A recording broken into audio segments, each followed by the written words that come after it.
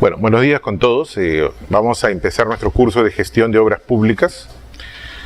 Este curso tiene por finalidad de presentar, ¿no?, una forma de gestionar nuestras obras públicas basados en una gestión por procesos, ¿no?, basados en el estándar del PMBOK, ¿no?, de gestión por procesos, de gestión por proyectos, de tal forma en que adaptamos, ¿no?, tanto los conceptos de planeamiento, seguimiento, ejecución y cierre, ¿no?, hacia este estándar internacional que tenemos del PMBOK, ¿no? ¿Qué vamos a tener en este curso? Vamos a ver. En principio, tenemos que un poco discernir respecto a los fundamentos de las obras públicas, a los conceptos básicos que tenemos que manejar para después ir trabajando ya los demás capítulos, ¿no? Como fundamento, tenemos que señalar por qué nos interesan las obras públicas, ¿no? Fíjense que en el presupuesto 2019 y todos los presupuestos, las obras públicas normalmente constituyen el 40% del presupuesto de la República, 40%. 60% es todos los bienes, servicios y obras. Y lógicamente el resto, es 40% restante, es planillas y gasto corriente. Pero específicamente las obras públicas son el 40% del presupuesto. Entonces estamos hablando de que hay un interés muy particular, ya sea desde el punto de vista de los contratistas, es una oportunidad de negocios inmejorable, ¿no? Por eso hay tantos contratistas de obras, ¿no?, como también por los funcionarios y los gestores públicos que necesitan cada vez entrenarse más y poder capacitarse más en estos temas por la importancia que tiene, por los millones que están en juego, ¿no? Entonces este cuadrito que pueden ver en la pantalla, ustedes lo tienen impreso, ¿no?, muestra esta importancia relativa del presupuesto, ¿sí? ¿Ok? Muy bien. Entonces ahora tenemos, ¿qué cosa es una obra pública?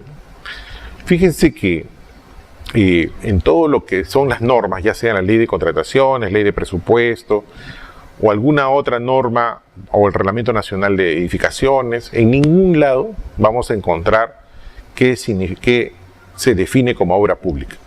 No, en ningún lado, ¿no? O sea, no vamos a encontrar en ningún lado que diga obra pública, 2 puntos, y esta es la definición de obras públicas, ni en ningún lado. Lo que sí encontramos en la norma de contrataciones es la definición de obra, ¿no? Solo que en este caso es una obra, pero ejecutada con recursos públicos. El hecho que sea con recursos públicos va a traer una serie de condicionantes, como vamos a ver en el transcurso de la charla, ¿no? Todo está sujeto en función a las reglas de los recursos públicos. Es decir, no es lo mismo o no va a ser lo mismo, ¿no?, que manejar una obra desde el punto de vista privado que manejar una obra desde el punto de vista público, ¿no? Vamos a ir viendo poco a poco ese detalle, ¿no? Entonces, como primera idea, vamos a concretizar que no tenemos en ningún lado la definición de obra pública, solamente tenemos la definición de obra, ¿no? ¿Y qué cosa tenemos como obra? No, una obra como tal, ¿no?, en principio, ¿no?, y viene a ser el instrumento de desarrollo social y económico de una nación, de una sociedad, ¿no? Si nosotros como país entendemos que hay una necesidad de infraestructura, por no decir brecha en los términos de invierte, ¿no?, siempre vamos a encontrar que las poblaciones en general, ya sea en el interior del país o incluso mismo en la capital, ¿no?, requieren de medios para poder mejorar sus niveles de vida, sobre todo en el interior de nuestro país, ¿no?, donde de alguna u otra forma, ¿no?, hay muchos pueblos alejados o bastante alejados o muy alejados de las facilidades que pudieran haber en las capitales de provincia, ¿no? Entonces estamos hablando de necesidades de comunicación, ya sea carreteras, ya sea trochas, o incluso facilidades aéreas o a través incluso podría ser por tren, ¿no?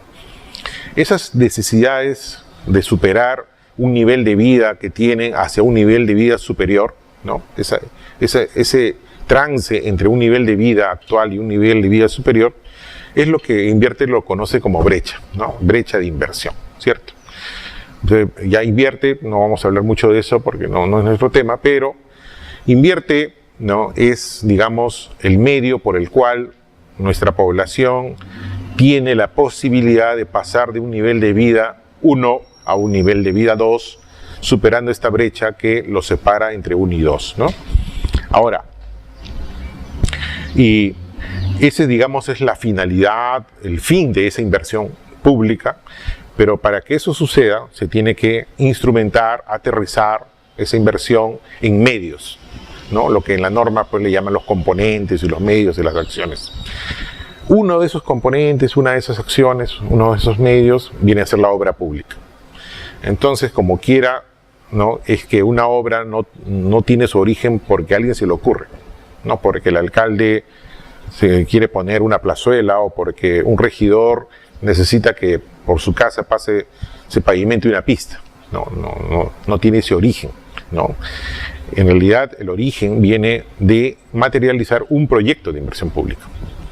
Entonces ahí está la vinculación entre lo que es el sistema de Invierte con ya las normas de ejecución y las normas de contrataciones. No puede haber obra que no tenga que ver con Invierte. Pero también hay otras obras, ¿no?, de las que no son inversión, ¿cierto? Las que no son inversión, que son las de optimización, las de rehabilitación, ¿no?, que por sí mismo son obras, pero que no tienen origen en una brecha, ¿correcto? Eso también vamos a ir más o menos diciendo cómo es eso. Entonces, la obra como tal no se origina por una necesidad per se de hacer la obra, sino porque se necesita hacer para lograr una finalidad superior, que es superar la brecha de inversión, ¿no? A eso tenemos que apuntar siempre. Y eso es muy importante porque digamos que hacemos una carretera, terminamos la carretera, ¿no?, y tendríamos que analizar cómo es que era la situación antes de la carretera y ahora con la carretera, que viene a ser lo que se conoce como evaluación ex post, ¿no? Pero si no entendemos de que eso tuvo un origen en superar una brecha, entonces va a ser muy difícil después evaluar los beneficios de haber hecho esa carretera, ¿no? ¿Ok? Entonces, tenemos que, como segundo concepto de esta charla, que la obra es un medio y no un fin. Es un medio y no un fin, ¿correcto? Bien. Ahora, estos actores, estas obras, debido a que tienen esas particularidades, hay muchos actores involucrados, ¿no? Hay mucha gente involucrada en esto de las obras públicas. Lógicamente, el primer gran actor es la misma sociedad, la que origina la necesidad de la obra y la que finalmente es la que se va a beneficiar, ¿no? Entonces, el primer gran actor es la sociedad en general. Segundo gran actor, podríamos decir, la población específica que se beneficia con esa obra de desagüe, con esa carretera, con esa posta médica, con ese hospital, ¿no? La población misma que se beneficia directamente. Ya tenemos dos actores, la sociedad y la población beneficiaria. Un tercer actor ya tiene que ver con las reglas, ¿no?, con las reglas de usos públicos que tenía que ser el órgano rector, que es el OCE, para lo que son las normas de contrataciones de obra, ¿no? Entonces el OCE tiene especial interés, lógicamente, en estas obras, no solamente porque tiene que normarlas, sino por la importancia presupuestal que acabamos de hablar, ¿no? Entonces el OCE, en todas las normas que publica de actualización de reglamentos o ya sea de la ley, tiene todo un articulado especial para las obras públicas, ¿no? Lógicamente la otra parte es bienes y servicios, pero las obras públicas tienen por lo menos 40, 50 artículos relacionados específicamente a ese tema. Y siempre va a ser de interés del OCE, ¿no? Tercer actor, ¿correcto? Cuarto actor, tenemos al gobierno también, ¿no? Como gobierno en general, ¿no? ¿Por qué? Por el tema de las políticas públicas, por el tema de las políticas de desarrollo, por el tema también de las políticas económicas contracíclicas. No es el caso ahora, ¿no? Porque normalmente cuando estamos en caída de producción, en baja el ciclo, la parte negativa del ciclo de producción económica, una de las políticas básicas que utiliza el gobierno, o todos los gobiernos, es el de invertir en infraestructura, más proyectos, más obras, para que de alguna manera sí dinamice la economía, ¿no? Porque lo que tiene estas obras es de que hacen dinámica la economía. Imagínense nomás cómo es a nivel país y cómo es a nivel de pequeña obra, ¿no? Si, por ejemplo, en nuestro pueblo, en nuestro barrio, se comienza a ejecutar una obra y una expectativa, ¿no? Y se pone su letrero, acá se va a construir, no sé, pues, ¿no? El hospital gestante madre y niño. Enhorabuena, ahí está el terreno, ponemos nuestro letrero. Ya se va generando ya la expectativa de que ahí va a haber una obra, ¿no es cierto? Cuando comienza ya la obra, como llega la empresa contratista, llegan los trabajadores, ¿quiénes aparecen prácticamente el mismo día con los trabajadores, por ejemplo? ¿Tienen una idea quiénes aparecen? Por ejemplo, alguien muy importante, ¿no? La señora que vende los menús, ¿no? La señora que vende los menús a los obreros de esa obra, ¿no? Entonces es la primera que se va a beneficiar indirectamente de la obra, ¿no? ¿Por qué? Porque va a tener, ¿no?, clientes hasta que todo lo que dure la obra, ¿no? Luego, ¿quién más se puede beneficiar? A lo mejor la bodeguita de la esquina o las bodeguitas de alrededor, ¿no? Porque ya van a tener otros clientes adicionales, incluso van a tener que incrementar, pues, su cantidad de cerveza, porque a los obreros les gusta tomar su cerveza, ¿no? Salud. Entonces, miren cómo se va, cómo el solo hecho de la obra no solamente beneficia a los trabajadores, a los ingenieros que están ahí, sino va dinamizando la economía, va levantando las mototaxis para traer a los obreros desde algún paradero. Entonces, si eso es a nivel pequeño, imagínense a nivel país, ¿no? Y es por eso que cuando la economía va de caída, lo primero que hay que hacer es hacer proyectos de inversión, obras, ¿no? Para que pueda levantar. Entre otras cosas, ¿no? Pero básicamente el gobierno utiliza para eso, ¿no? ¿Ok? Luego, otro involucrado también es la misma entidad pública.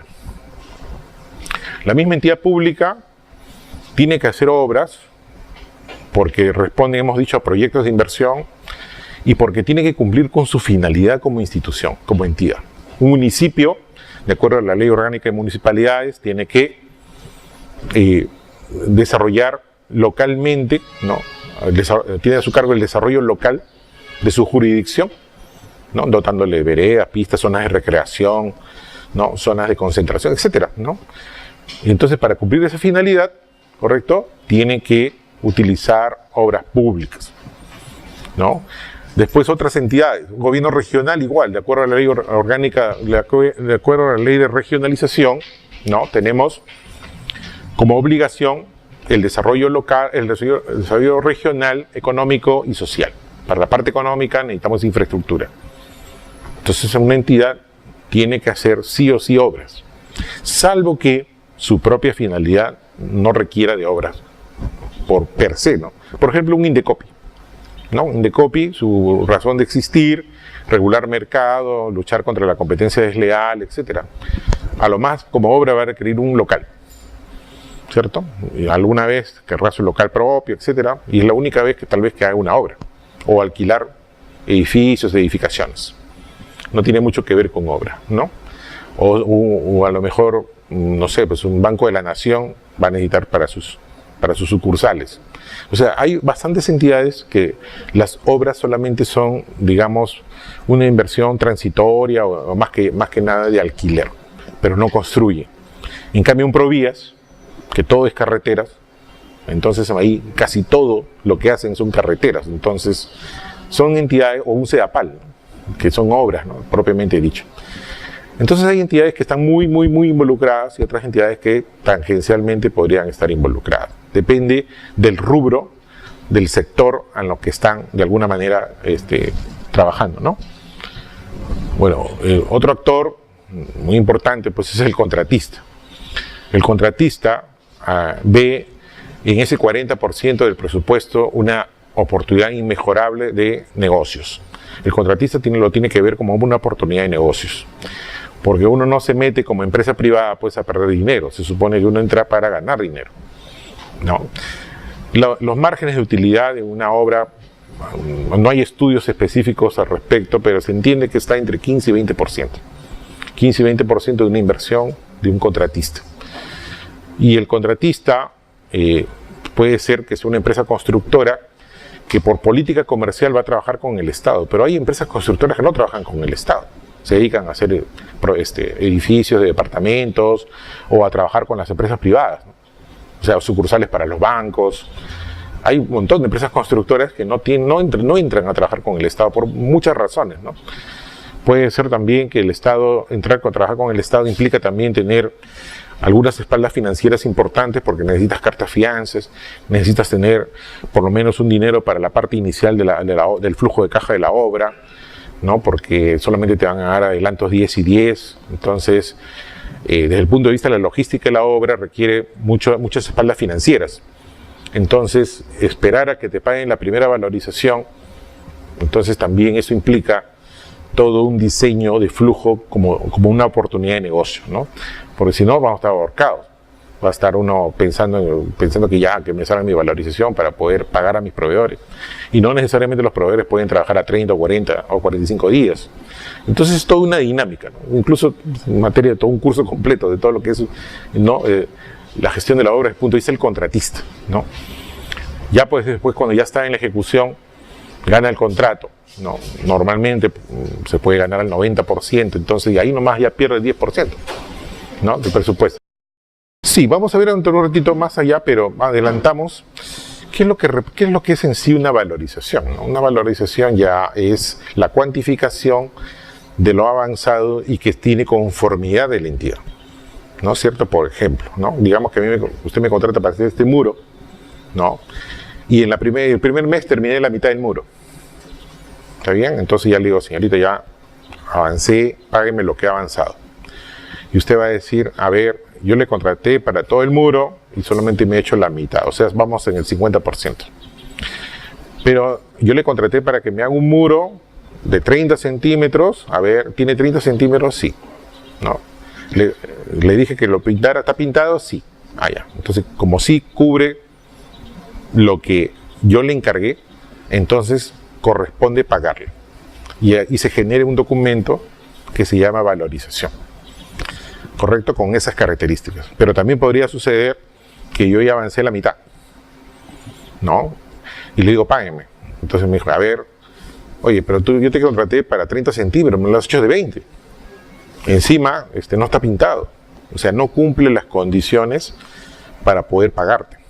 Y no te pagan. No deberían pagarte, ¿no? Porque no está en las condiciones que hemos acordado. Entonces es el concepto de valorización.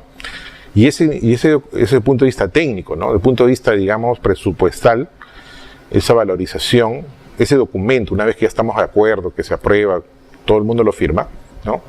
Pasa al área de presupuesto, para la contabilidad presupuestaria y para el área contable, como documento fuente para que ellos hagan los asientos contables y presupuestales correspondientes y se genera lo que se conoce como devengado, la fase de devengado de presupuesto, ¿no? Ellos no pueden devengar si es que no tienen el documento llamado valorización. Y a su vez ese documento de valorización no puede existir si antes no han puesto de acuerdo que el avance ha sido real, ¿no? Eso lo vamos a ir viendo en un ratito. Bueno, entonces decíamos que el contratista tiene un interés específico, ¿no? Ganar dinero. Eso es lo lógico, ¿cierto? No podemos entrar a un negocio para perder dinero. Y ya durante la ejecución contractual va a haber una serie de riesgos, ¿no? A nuestro negocio como contratista que pudieran darse en el entorno. Por ejemplo, se me malogra la máquina a mitad de obra. Mi máquina. No.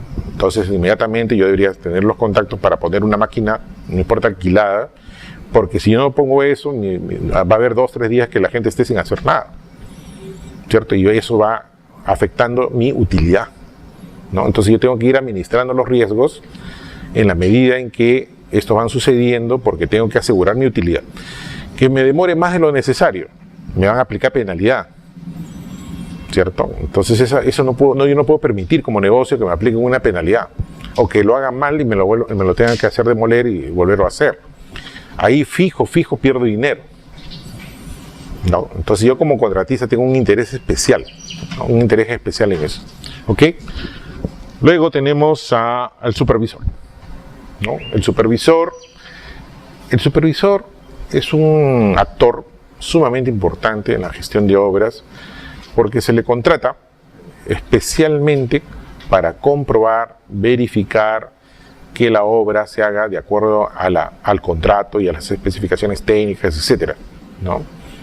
Entonces es el medio por el cual la entidad procede a reconocer, ¿no?, los trabajos y poder pagarlos, ¿no? Entonces el supervisor en realidad tiene un rol muy importante, ¿no? Muy importante, porque tal vez en una obra pequeña, ¿no?, el jefe, digamos, que tiene que firmar los pagos, puede comprobar que sí, pues no, ya se construyó, ya se pusieron las luminarias, todo. Una obra pequeña, pero una obra grande, una represa, un hospital, ¿no es cierto? El supervisor no es uno, es una empresa supervisora, con un ejército de supervisores, 30, 40 ingenieros supervisores. Entonces el trabajo es mucho más importante porque la entidad no está en capacidad de saber si la represa está completa, si el hospital está completo.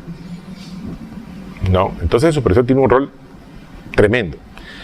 Desafortunadamente en nuestro país, ¿no?, tantos problemas de corrupción se da en que el supervisor no asume ese rol y más bien, ¿no?, concuerda con el contratista para poder defraudar al Estado, y eso es algo que se da y se está dando mucho. Entonces no está cumpliendo con ese rol, ¿no? Entonces ante eso después vamos a ver ya hacia el final de la charla los mecanismos actuales del sistema de control ante esas posibilidades, ¿no?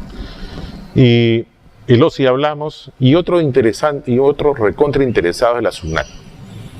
Pero la SUNAT se interesa justamente porque para ampliar su base tributaria y para poder cubrir sus metas de disminución de ilusión tributaria, ¿no? ¿Por qué? Porque para la SUNAT tiene especialmente interés en los contratistas de obras, en los consultores de obras y en todos los proveedores que están asociados a la obra, ¿no? Los audita, los verifica, los chequea, está detrás de ellos y los multa, ¿no? Porque en realidad ahora tiene bastantes mecanismos para poder cruzar información, ¿no? Y por eso es el interés de la SUNAT, ¿no? Como se maneja tanto dinero que de alguna u otra manera hay que presionar, pues, a los contratistas para que puedan pagar sus impuestos. Muy bien, entonces estos son los actores, que es el cuarto concepto de esta charla de hoy día, ¿no? Los actores involucrados. ¿Alguna duda, pregunta, comentario? Muy bien, entonces nos vamos a otro concepto, ¿no?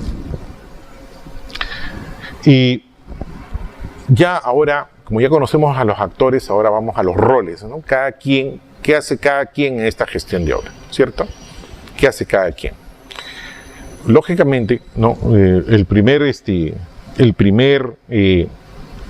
componente que vamos a hablar ahora es el tema el de la mano de obra, ¿no? El de la mano de obra, ¿correcto? El de la mano de obra, que es el rol principal en la obra, ¿no? No podemos hablar de una obra sin mano de obra, ¿no? Entonces la problemática que podemos tener en esta gestión de mano de obra no solamente va por el lado técnico, de productividad o de alguna manera y cumplimiento de objetivos de obra, sino también por el lado social, ¿no? Tenemos el gran problema de las mafias de la construcción, de los extorsionadores de la construcción. Y eso es algo que como país todavía no hemos podido superar, ¿no? Entonces ahí es algo que el gestor de esta obra tiene que tener como elemento de riesgo, ¿no? Muchas empresas optan por simplemente, pagar. Entonces ya lo tienen dentro de sus costos, dentro de sus gastos administrativos, ¿no? Otras pueden denunciar, otras pueden de alguna manera manejar mejor esta situación, pero de que en todas las obras hay ese problema, hay ese problema. Diga, ¿alguna? No, hay, ok. Muy bien. En cuanto a los directivos, y normalmente estos contratos de obra tienen tres tipos de directivos, ¿no? Tienen al directivo, al gerente de obras, como que es el, digamos, responsable general. En la literatura y en el libro lo vamos a encontrar como el project manager o el gerente de proyectos, ¿no?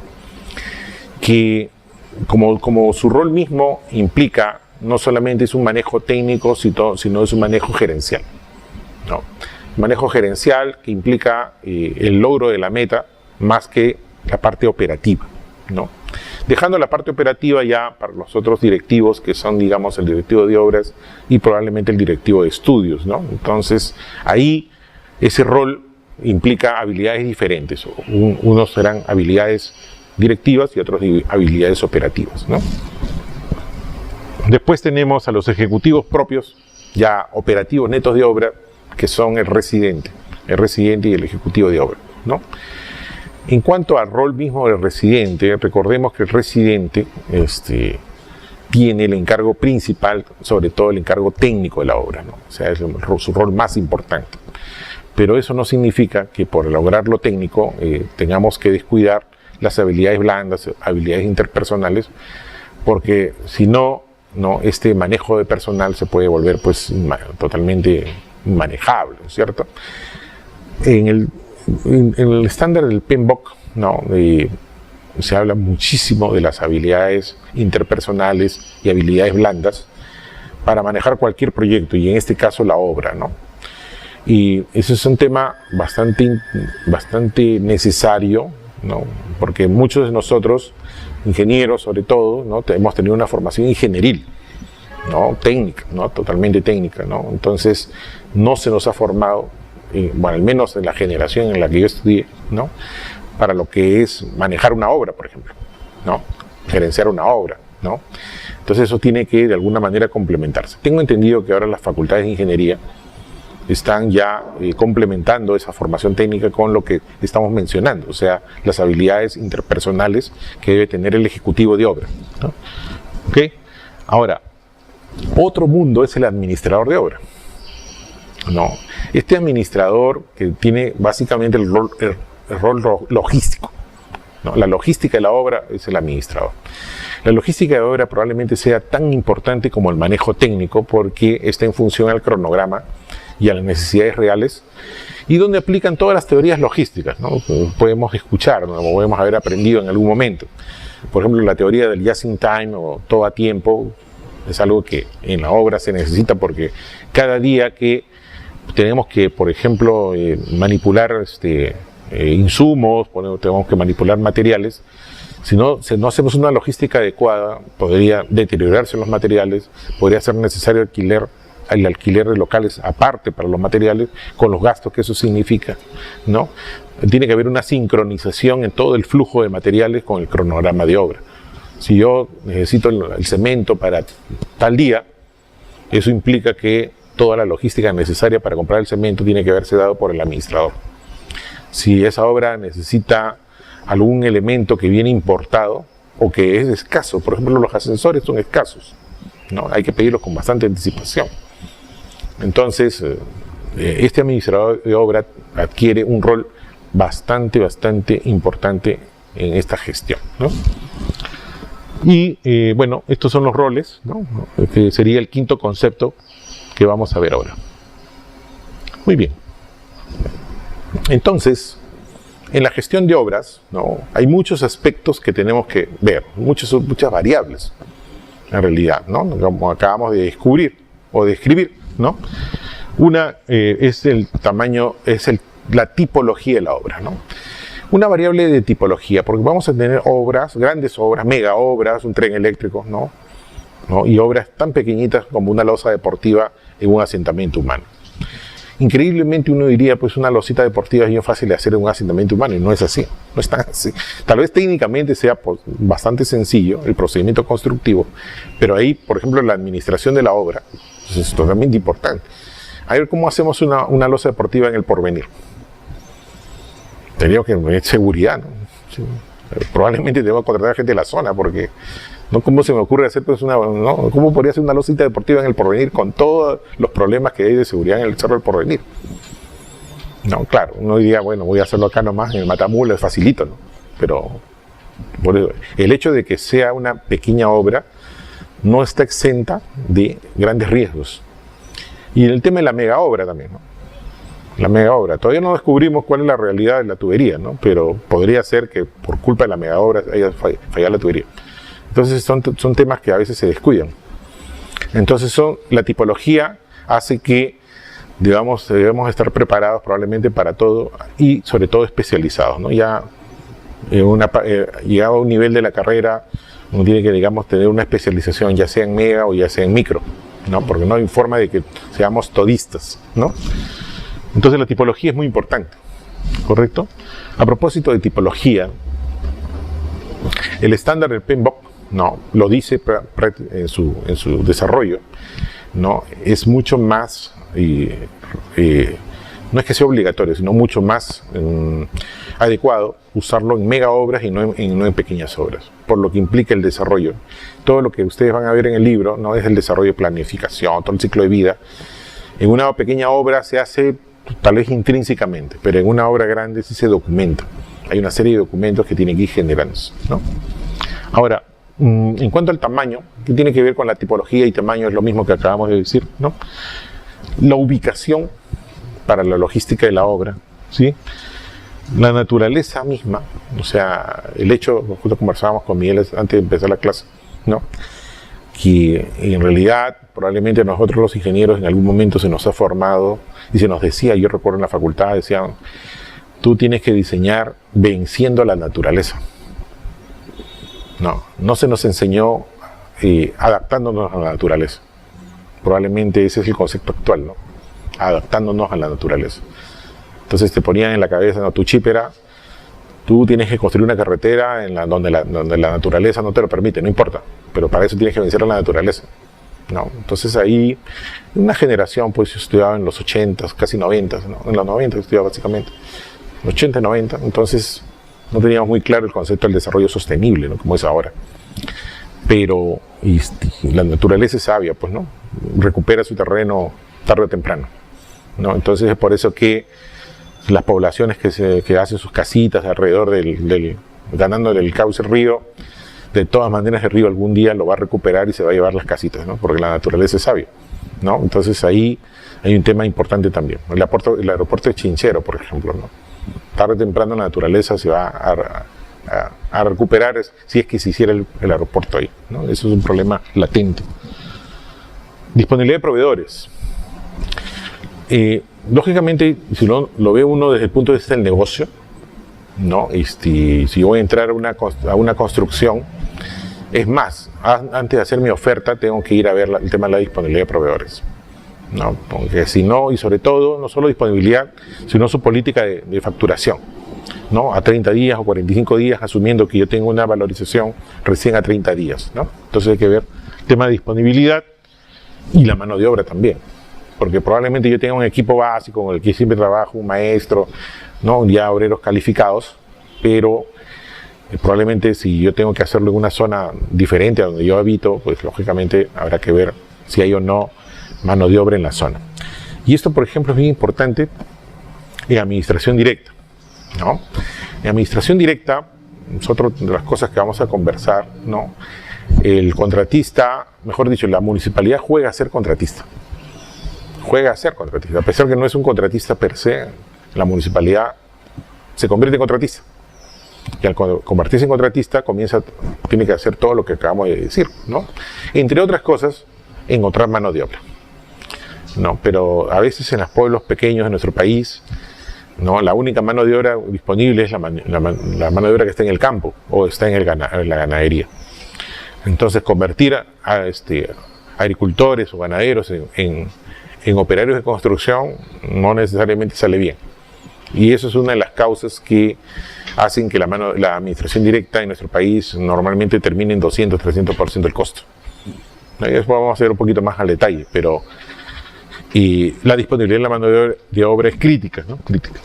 Bueno, ese sería el sexto concepto. Ahora ya entramos a otro tema, ¿no? El tema de cómo es que la gestión de obras se realiza en la práctica, ¿no? En la práctica, si a uno le dicen en el mundo privado, ¿no? Construyete un totus acá, digamos que Matamula lo demolemos y hacemos un totus ahí, ¿no es cierto? Entonces a mí me contratan para hacer el totus ahí y el totus tiene que estar listo. En principio, solo tenemos $4 millones para el totus, costo, ¿no? Tiene que estar listo, estamos en enero, tiene que estar listo para la campaña de Fiestas Patrias, o sea, la campaña de Fiestas Patrias no empieza el 28 de julio, ¿no es cierto? Empieza en junio, por ahí, cuando ya comienzan a pagar los primeros meses, semanas de julio, cuando se comienza a pagar la gratis, ¿no?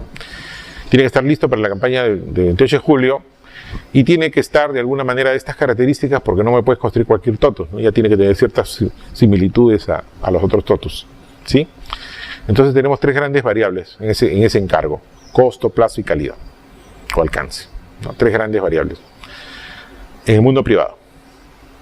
En el mundo público me dicen, tienes que construir, digamos, este hospital.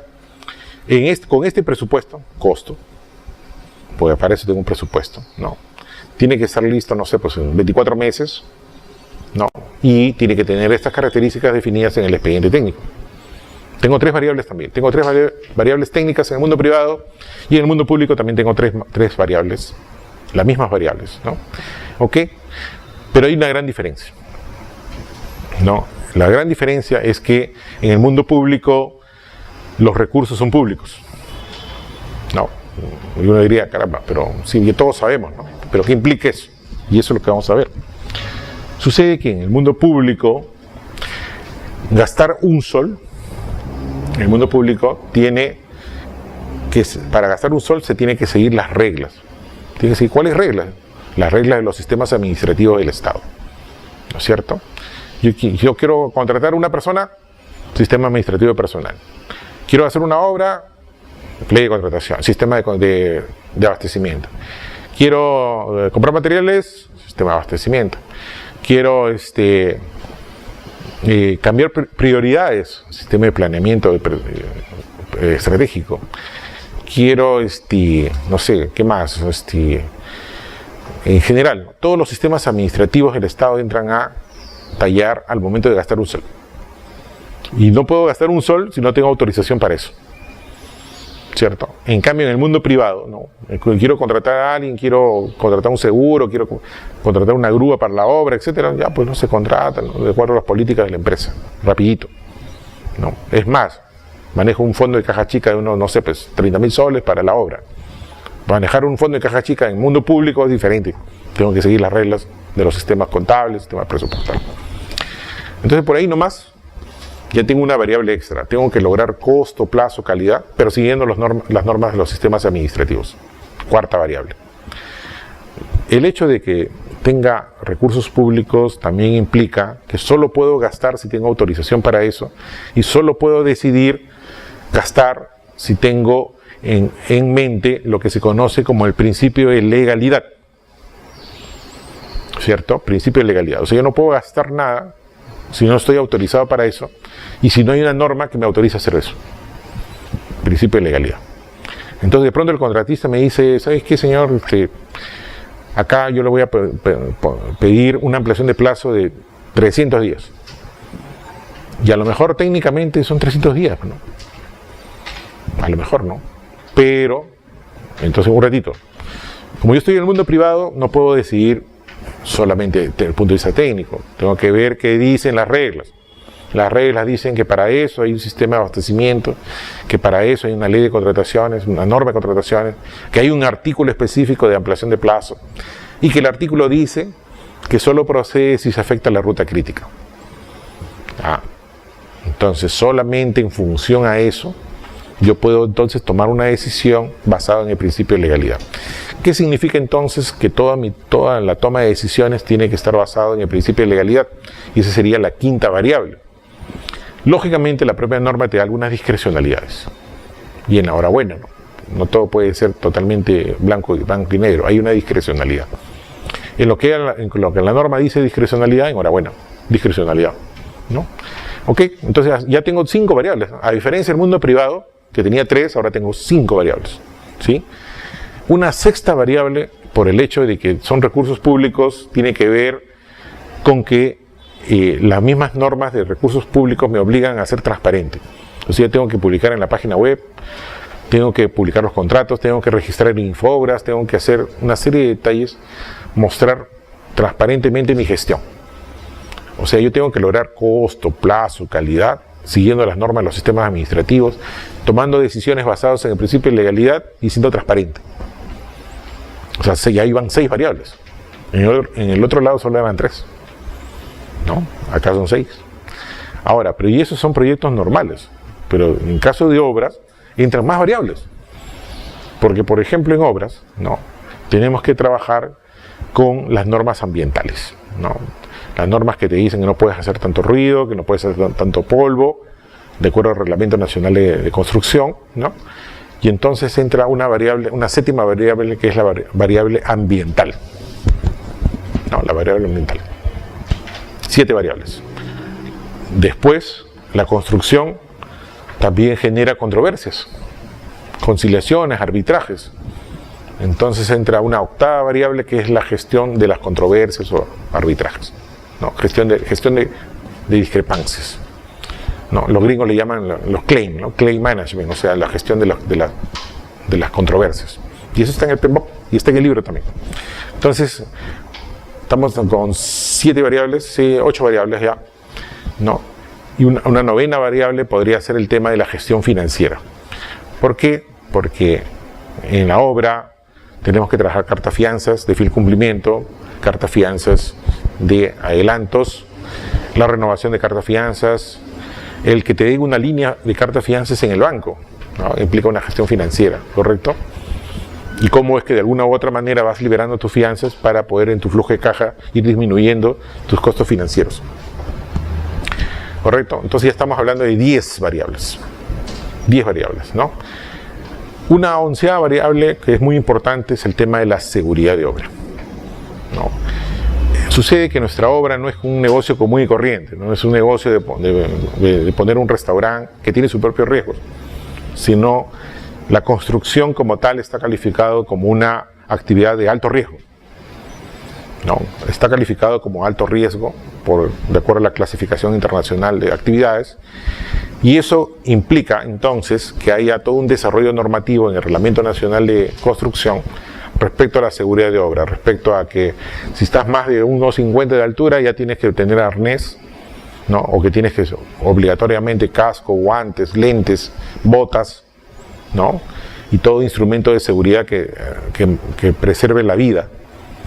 Implica también organizar a los obreros en los sistemas de seguridad, tener personal en la obra específico para temas de seguridad. O sea, la 11ª variable es el tema de seguridad, ¿no? Y para redondear el tema, ¿no? La propia norma de contrataciones en el tema de obras incluye una 12ª variable, que es el tema de la gestión de riesgos, ¿no? La gestión de riesgos, que es intrínseca a toda actividad humana, ¿no?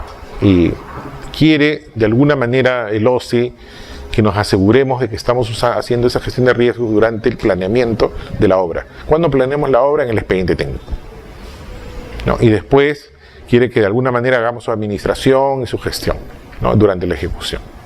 Para eso ha copiado medio capítulo del PMBOK y lo ha puesto como parte del reglamento. ¿Por qué medio capítulo? Porque en el PMBOK hay un capítulo de gestión de riesgos, ¿no? Donde tiene 2 perspectivas. La primera parte es la gestión de riesgos cualitativo, y la otra mitad es la gestión de riesgos cuantitativos, ¿no? Entonces el PMBOK, el OCE solamente jalaba la mitad, la gestión de riesgos quali. Por eso es que encontramos pues las fichas de gestión de riesgos respecto a tablas de valoración con criterios totalmente subjetivos o cualitativos, que es lo que dice el PMBOK. Pero eso no es suficiente para grandes proyectos. Para grandes proyectos tienes que meterle matemática, o sea, tienes que meterle fórmula, tienes que meterle probabilidades, que es la base de la gestión cuantitativa. Bueno, yo diría, bueno, pero la norma de contrataciones solo habla del quali, entonces nos concentramos en el quali. No es muy útil, porque lo más útil es quanti. ¿Y saben por qué más útil es quanti? Porque en la parte quanti nos ayuda a cuantificar cuánto podría ser el efecto negativo y ante ello poder negociar las pólizas de seguros o tener un dinero en una cuenta de reserva para poder atender las emergencias. En cambio en el quali no. Y esa es una de las grandes fallas que tiene la norma de contratación. Y no la han corregido en esta que está a punto de empezar ahora su vigencia, ¿no? ¿Okay? Entonces teníamos 3 variables en el mundo privado y tenemos 12 variables en el mundo público, ¿no? Entonces uno diría, caramba, es mucho más difícil hacer una obra en el mundo público. Sí, pues. No, desde el punto de vista del que lo vea, pues, ¿no? Gente que ya tiene muchos años en el sector público diría, no, es más papaya hacer en el público que en el privado, porque el privado... A ver, ¿cómo le vamos a decir al privado que su totus no va a costar 4 millones, sino 4,5 millones? Te matan, pues. No pueden aceptar eso, porque eso está en contra ya de todas sus proyecciones financieras de ganancia y todo eso, ¿no?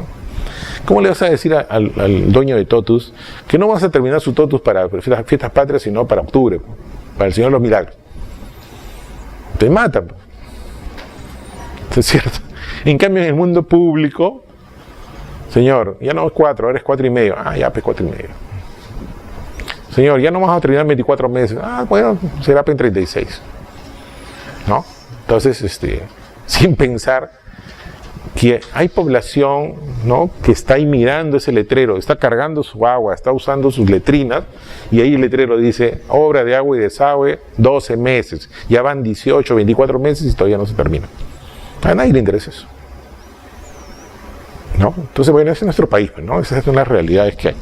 Muy bien. Entonces tenemos las variables como octavo concepto. Y con todo esto, para cerrar esta parte de la primera parte, cuando nosotros manejamos obras en el mundo público, no es solamente saber norma de contrataciones y punto. No es solamente sabernos las opiniones del ocio, ¿no? Siempre tenemos que verlo en su conjunto, con todos los sistemas administrativos del Estado. De los presentes acá que trabajan en el Estado, es mi recomendación.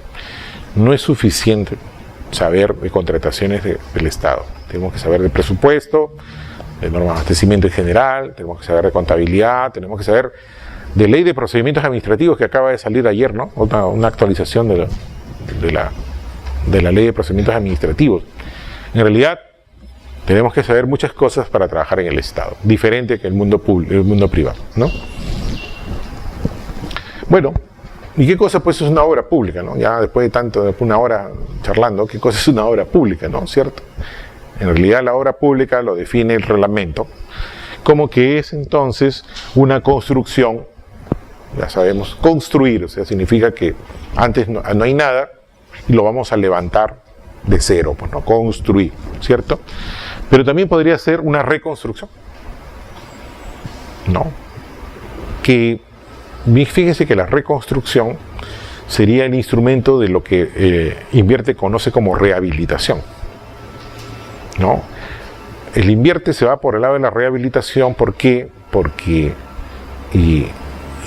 tiene que volver el servicio público que se estaba prestando tiene que volver a prestarse, ¿no? Va por el lado de la necesidad de la inversión, ¿no? Pero el instrumento es la reconstrucción, o sea, si el río se lleva a la carretera, hay que rehabilitar el servicio de carretera, pero hay que reconstruir la carretera, ¿no? Entonces fíjense los conceptos ahí vinculados, ¿no?, entre reconstrucción y rehabilitación, ¿sí? Okay. Después tenemos remodelación. Imaginemos que nos dan este local y somos entidad pública, ¿no? Lógicamente es un gran auditorio, lo podemos dejar como auditorio, pero ante la necesidad podríamos convertirlo en 2 grandes oficinas. Y entonces tenemos que remodelar, ¿no? En la remodelación hay algo muy importante, ¿ya? Porque sucede que todas las entidades públicas, sobre todo si alquilan sitios locales, ningún local pues va a ser exactamente como quisiera que la entidad pública sea, ¿no? No, nada, ninguno. Lo van a alquilar así, seguramente. Imagina que alquilen esta casa, ¿no? Y acá va a funcionar una entidad pública, ¿no? Por lo menos aquí está pues arregladita, pintadita, limpia, ¿no? A veces está simplemente en casco, no está ni pintado, o le han sacado todas las luminarias, uno tiene que ir a poner luminarias, tiene que poner ventanas, una serie de cosas. Entonces eso se da bastante frecuente en el sector público, remodelar. Ellos le llaman acondicionamiento de oficinas, no remodelación, ¿no? Que también es, no hay acondicionamiento, ¿no? Bueno, le llaman acondicionar. Pero ¿qué hacen los logísticos? Por alguna razón que, no sé, yo nunca he sido logístico, pero por alguna razón, dicen, ya, vamos a adecuar esto.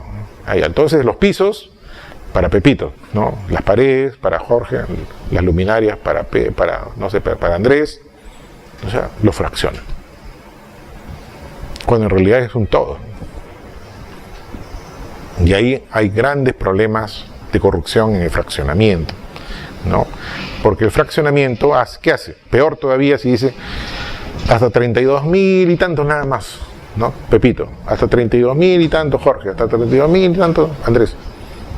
Se ve claramente la intención de fraccionarlo para no hacer la contratación como corresponde. Ya. Entonces, eso ya viene hace mucho tiempo. Pero, ¿qué responde lo logístico? No, lo que pasa es que este no es una obra, pues. Este es un servicio. Entonces, yo he contratado los servicios de cambio de piso, servicio de cambio de luminaria, he contratado los servicios. Bueno, lo del fraccionamiento ya, no hay mucho que hacer, pero en cuanto a lo que es, no es una obra. ¿Dónde está tu expediente? No, eso no necesita expediente. ¿Dónde está tu ingeniero residente? No, necesita ingeniero residente. No es obra, pero... No, a lo mejor tiene cabeza de obra, cuerpo de obra, brazos de obra, piernas de obra, pero no es una obra. No, miren cómo en realidad los logísticos son terribles, pero bueno.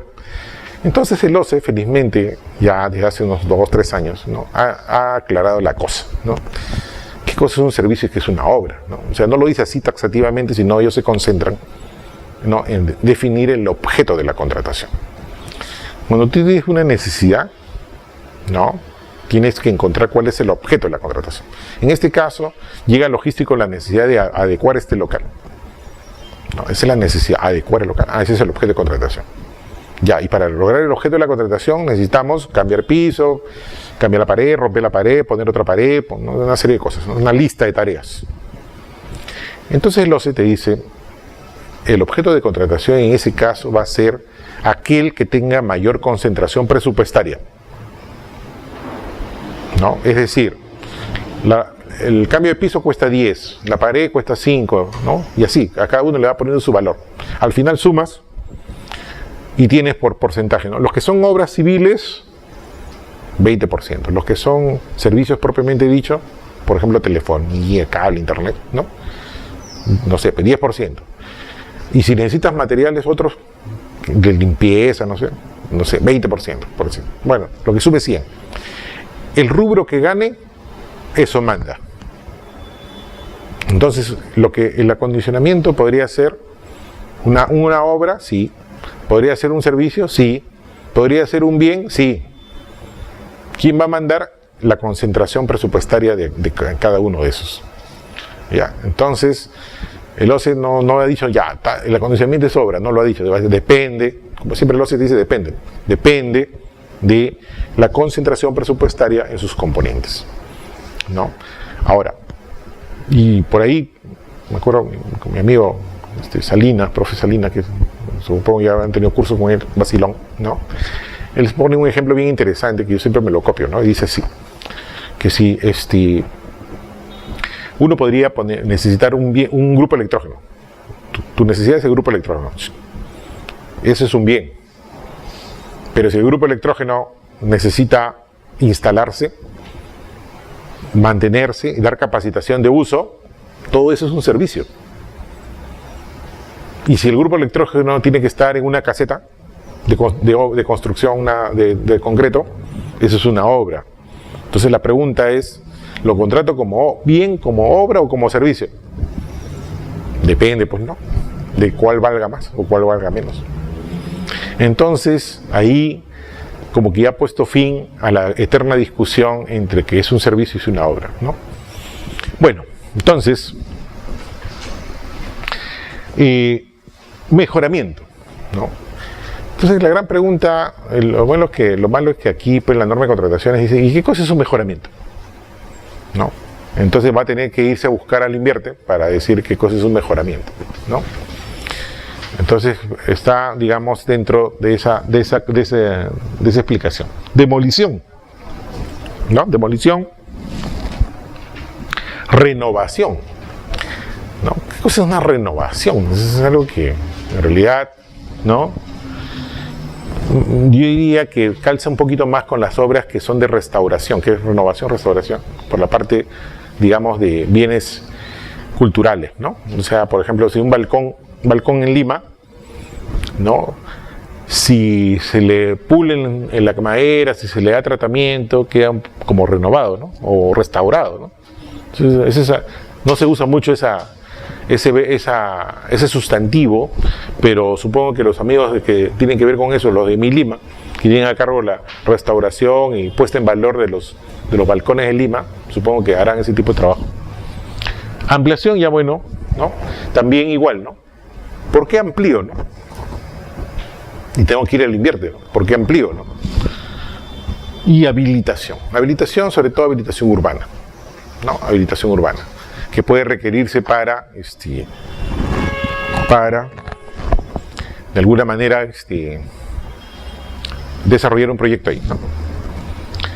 Después dice de bienes inmuebles, ¿no? Eso sí, todas esas acciones tienen que estar sobre un bien inmueble, ¿no? No puede ser sobre un bien mueble, ¿cierto? Tiene que ser un bien inmueble, que requieren, dice dirección técnica, ¿no?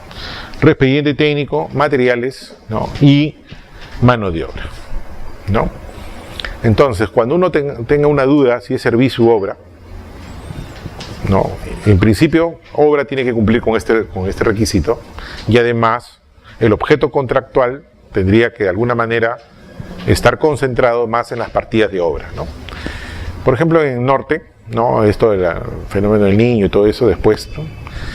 Hubieron servicios de descolmatación de Río Piura, lo que se llama, ¿cierto? Por ahí salieron las noticias, yo leía que decían, no, es que mire, que a propósito lo han hecho como servicio, pero eso no es un servicio, eso es una obra. Porque ese trabajo de descolmatación requiere dirección técnica, mano de obra, materiales. Pero entonces, si uno se puede analizar, descolmatar simplemente es que la máquina, ¿no?, meta su cuchara y lo ponga a un costado, toda la tierra que saca, la arena, ¿no?, va por acá, para allá, ¿no? Entonces, en realidad, más es un trabajo concentrado en la máquina, más que en el hombre, ¿no? Entonces, por ahí, como que mano de obra como tal, no tiene, ¿no? Tiene máquina, ¿cierto? Además, ¿no?, el provisionar una máquina tampoco es construir, remodelar, nada. En realidad es un servicio, ¿no? Tan es así que después ya el OCE lo confirma, ¿no?, de que es un servicio. Pero en cambio, si a esa descolmatación se le añade obras civiles, como por ejemplo ya los muros de reforzamiento, entonces ya estamos metiéndole ya concreto, y necesita una dirección técnica porque no es cuestión de ponerlo en cualquier sitio, ¿no?, sino específicamente de acuerdo al diseño que tengo en mi plano, ¿no?, ¿cierto? Ya requiere mano de obra especializada, no cualquier obrero lo va a hacer. Entonces ya se introduce el concepto de obra pública. Entonces, si es una descolmatación pura, pues entonces eso es un servicio. Pero si es una descolmatación más obras, entonces ya estamos hablando ya de una obra, ¿no? Más aún si el propio OCE te dice que depende cuál es el porcentaje de incidencia de cada partido, ¿sí? Bueno, y entonces, si eso es así, hay un montón de obras públicas, tipos de obras públicas. En general todos son obras públicas, hasta las concesiones, ¿no? Pero hay muchas obras públicas, entonces vamos a ir viendo una por una, ¿no? Por contrata, a cargo del OCE, las normas del OCE, ¿no? Hay un contratista, etcétera, ¿no? Tenemos obras por administración directa, que en realidad su verdadero nombre no es administración directa, sino ejecución presupuestaria directa, ¿no? Porque solo existen dos tipos de ejecución presupuestaria, directa e indirecta, ¿cierto? Entonces la ejecución presupuestaria directa, ¿no?, es aquella que la entidad realiza con su propia gente, con su propia máquina, con sus propios trabajadores, ¿no? Y es todo un mundo, porque el contratista no es un contratista, sino la municipalidad, el gobierno regional, ¿no? Y esa empresa municipal, esa entidad, asume todos los riesgos operativos que le puede pasar a una obra, ¿no? Decíamos, por ejemplo, que ¿qué pasa si a un municipio haciendo una obra de una trocha se le malogra el cargador frontal? No, ¿se le malogró? No. Entonces hay gente que depende del trabajo del cargador.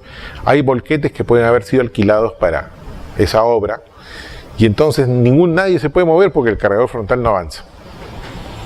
Pasa un día, pasa 2 días, llega el mecánico, se da cuenta que tiene que cambiar una pieza al cargador. ¿no? Y esa pieza lo tiene que comprar abastecimiento. Abastecimiento va a decir un ratito. Vamos a ver, a lo mejor por el monto necesita proceso. O tengo que buscar a proveedor. No es que ya te lo compro ahorita. ¿No? Entonces, mientras que eso va sucediendo, pueden pasar 2, 3, 4, 5, 6, una semana, 2 semanas, y mientras tanto la obra está paralizada. ¿No? O le podría alquilar una de emergencia, pero ya se incrementaría el costo, depende, ¿no?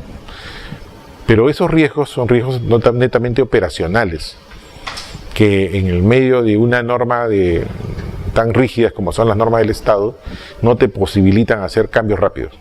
En cambio, en el mundo privado no.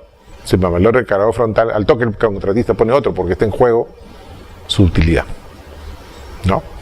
Entonces tiene toda una particularidad. Esto para todo un tema, la administración directa. La obra por impuestos, que es otro tema también, que más que nada es un tema en que el inversionista privado lo ve como un canal adicional de marketeo para ellos, ¿no? ¿Por qué entra, por ejemplo, Bacus a hacer sus obras? No porque sea Bacus, ¿no? Sino porque necesita, de alguna manera, decir, Bacus lo hizo. ¿Cierto? Tan es así que Bacus ni siquiera lo hace, sino tiene que contratar una empresa contratista que lo haga, ¿no? O Sauder, ¿cierto? Entonces, en realidad, eso tal vez sea lo mejor para... uno dice que es lo mejor para nuestro país, siempre y cuando pues pase primero por invierte, porque también Bacus no va a hacer lo que le da la gana, tiene que ser primero lo que invierte y diga que es necesario.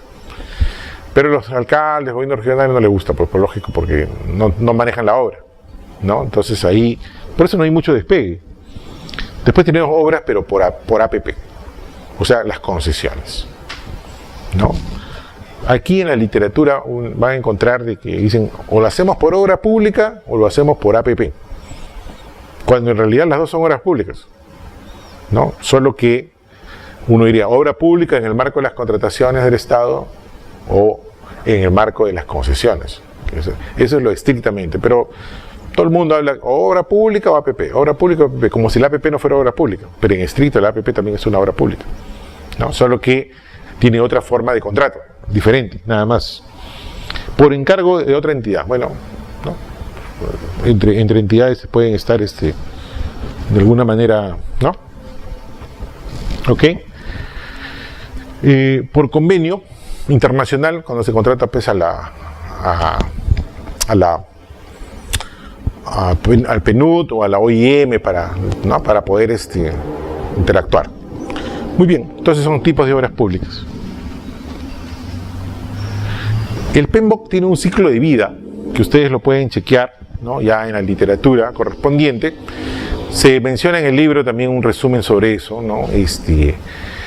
Hay muchos ciclos de vida en la literatura, ¿no? Es más, el propio Invierte tiene su propio ciclo de vida, ¿no? Pero el PMBOK utiliza este ciclo de vida que está en pantalla, ¿no? Donde pueden ver ustedes que hay un primer inicio que nosotros lo vamos a equiparar pues a la idea donde Invierte interviene, ¿no? Entre pasar de un estado de vida 1 a un estado de vida 2, ¿no? Ahí se genera el inicio del proyecto, ¿no? Ya después viene una fase de planificación que nosotros lo vamos a asociar ya sea al expediente técnico, ¿no? Y bueno, a la preinversión también y al expediente técnico, ¿no? Y luego viene la ejecución del proyecto, la ejecución de la obra, y por último el cierre, que es la liquidación, ¿no? La liquidación de la obra, ¿correcto? Ese mismo ciclo, ¿no? Esto es lo que ustedes tienen ahí incluso impreso. ¿Cómo asociamos ese ciclo, esas etapas del ciclo de vida, a las diversas etapas de la gestión de obras, ¿no? Lo tienen ahí impreso ustedes, ¿sí?